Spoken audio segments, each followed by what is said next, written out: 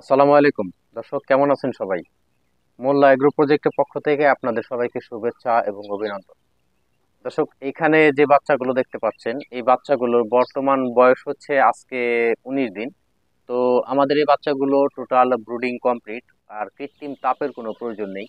কিন্তু আমাদের আরো একটা ভ্যাকসিন আছে, আমাদের 21 দিনে যে রানীক্ষেতের বুস্টার ডোজ আছে, ওই ডোজটা দিলেই আমাদের মোটামুটি এই বাচ্চাগুলো বিক্রয়যোগ্য হয়ে যায়। এই ব্যাসের বিষয়ে আমি আপনাদের একটা প্রাথমিক ধারণা দেওয়ার চেষ্টা করি, কারণ এই ব্যাসের বিষয়ে আমি আপনাদের তেমন কিছু জানাই নাই। তো দীর্ঘদিন আমি আপনাদের সাথে যুক্ত হতে পারি নাই পারিবারিক একটা সমস্যার কারণে। যাই হোক, এইখানে যে বাচ্চাগুলো আছে, এখানে বর্তমান বাচ্চা আছে প্রায় 300 পিসের মতো। তো এই বাচ্চাগুলো মূলত আমরা আমাদের প্যারেন্টস স্টকে যোগ করার জন্যই মূলত পালন করতেছি। তো আপনারা অনেকেই আমাদের ফোন করে জিজ্ঞেস করেন, ভাই আমরা ডিমের জন্য যদি মুরগি করতে চাই বা মাংসের জন্য যদি করতে চাই, তো এই দেশি মুরগি প্যারেন্টস এবং মাংসের জন্য করতে হলে এর মধ্যে পার্থক্য কি? দেশি মুরগি আমরা যারা পালন করি, এখানে কিন্তু আমাদের শুধু লাভটাই বড় বিষয় নয়, এখানে আমাদের এই দেশি মুরগির মাংসের যে টেস্ট, সেটাও কিন্তু ধরে রাখা খুবই গুরুত্বপূর্ণ। আমরা বাণিজ্যিক ভাবে যারা দেশি মুরগি পালন করি, আমরা যেভাবেই বা যে ম্যানেজমেন্টেই পালন করি না কেন, উন্মুক্ত পালন করা মুরগি আর আমাদের আবদ্ধভাবে বাণিজ্যিক ভাবে পালন করা মুরগির স্ট্রাকচার কিছুটা হলেও পরিবর্তন হবে। যে বিষয়টা আপনার মাংসের উপরেও নির্ভর করবে। স্বাদের তারতম্য একটু অবশ্যই কম বেশি হবে তা, এবং আপনি যদি অতিরিক্ত প্রোটিনযুক্ত খাবার দেন, তাহলে সেক্ষেত্রে এই দেশি মুরগির স্বাদও কিন্তু সোনালী মুরগির মতো লাগবে। এই জন্য দেশি মুরগির স্বাদটা ধরে রাখা খুবই গুরুত্বপূর্ণ।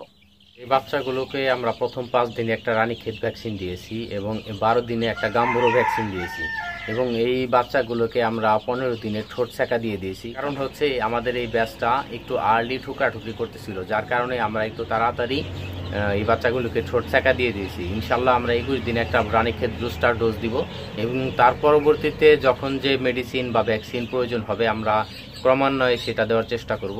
আর এখানে যে 300 পিস বাচ্চা আছে, এই 300 পিস বাচ্চার মধ্যে আমাদের টার্গেট হচ্ছে 200 পিসের মতো এখান থেকে আমরা বাছাই করে রাখবো। কারণ আপনারা হয়তো ইতিমধ্যে জানেন যে আমরা যে প্যারেন্টসগুলো তৈরি করি, এই প্যারেন্টসগুলো তো অরিজিনাল দেশি মুরগি বানানোর চেষ্টা করি। আমাদের যে পার্মানেন্ট কাস্টমারগুলো আছে, যারা সারা বছর আমাদের কাছ থেকে বাচ্চা নেন এবং তারা মাংসের জন্য দেশি মুরগি উৎপাদন করেন, তারা যাতে কোনোভাবেই প্রতারিত না হয় সেই বিষয়টা আমরা খুব ভালোভাবে লক্ষ্য করি। যাই হোক, আমাদের কাছ থেকে আপনারা চাইলে ব্রুডিং এবং ভ্যাকসিন কমপ্লিট করা বাচ্চা নিতে পারবেন। এছাড়া জিরো বাচ্চা সবসময় অ্যাভেলেবল থাকে। আর এই ব্রুডিং ভ্যাকসিন কমপ্লিট করা বাচ্চা নিতে হলে আমাদের অবশ্যই কমপক্ষে 1 সপ্তাহ থেকে 10 দিন আগে জানাতে হবে, কারণ আমাদের বাচ্চা সবসময় অ্যাভেলেবল থাকে না। বেশিরভাগ ক্ষেত্রে আমরা জিরো বাচ্চাটা সেল করে দেই। এছাড়া আমরা যদি ব্রুডিং এবং ভ্যাকসিন করা বাচ্চা অর্ডার পাই, সেক্ষেত্রে এই বাচ্চাগুলো ব্রুডিংয়ে দেই এবং পূর্ণ ভ্যাকসিন ব্রুডিং কমপ্লিট করি।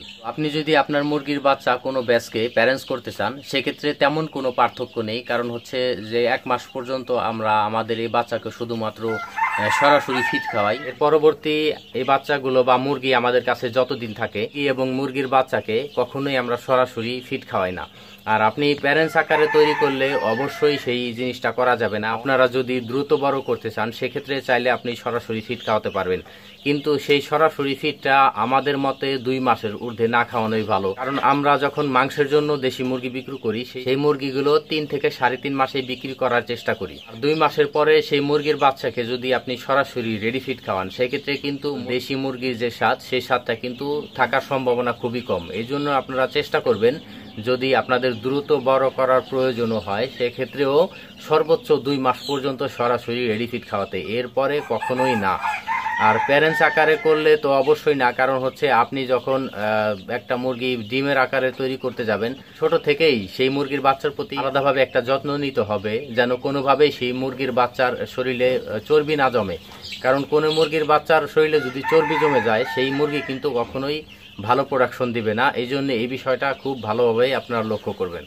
আমরা এই দীর্ঘদিন দেশি মুরগির প্রজেক্টের সাথে যুক্ত থেকে যে জিনিসটা বুঝতে পারছি, সেটা হচ্ছে 1 মাসের পরে থেকে বা 1.5 মাসের পরে থেকে আপনি 50% রেডি ফিটের পাশাপাশি যদি আমাদের দেশীয় যে খাবারগুলো আছে, যেমন ধান, গম, ভুট্টা, খুদ, এই ধরনের দেশীয় উপকরণ দিয়ে যদি আপনি একটা খাবার তৈরি করতে পারেন, আর এই দেশীয় খাবারটা 50% এবং রেডি ফিট 50% খাওয়াতে পারেন, তা 1 থেকে 1.5 মাস পর্যন্ত সোনালি স্টার্টার ফিট খাওয়াবেন। এর পরবর্তী থেকে সোনালী গ্রোয়ার ফিড যেটা আছে সেই সোনালী গ্রোয়ার ফিডটা খাওয়াবেন এবং পাশাপাশি আমাদের দেশীয় খাবার মিক্স করবেন এবং এই খাবারটা চলবে 5% থেকে 10% প্রোডাকশনে আসার পরে এই সোনালী গ্রোয়ার ফিড থেকে পরিবর্তন করে আপনি লেয়ার লেয়ার ওয়ান ফিড খাওয়ানো শুরু করবেন।